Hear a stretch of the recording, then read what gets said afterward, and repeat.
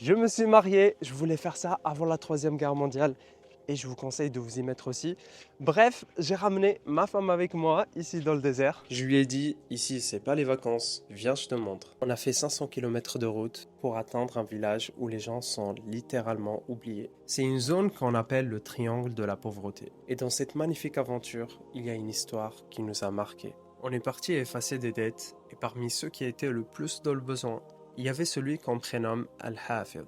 On nous a recommandé d'aller le voir et là on arrive, on reste sans voix. Il vit isolé dans une cabane loin du village, il a 6 enfants et sa femme est décédée en laissant un bébé qui avait à peine 40 jours. Il nous raconte que certains disaient qu'il n'allait jamais pouvoir s'en sortir, chose que même les filles entendaient à l'école.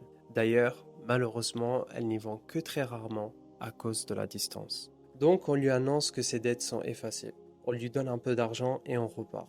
Mais sur la route, on réfléchit et on se dit, on ne peut pas les laisser comme ça.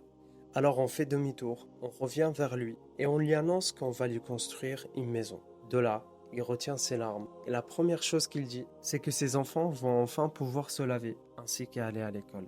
Al-Hafid a 65 ans, il est gardien d'un entrepôt et comme des milliers de personnes ici, il ne vit pas, il survit. Rien de tout ça n'aurait été possible sans vous, sans votre soutien et votre générosité.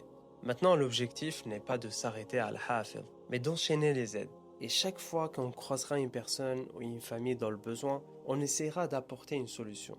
Alors si vous voulez nous aider à continuer ces actions, le lien est dans ma bio, ou partagez cette vidéo, ça aide énormément. Qu'Allah vous aime.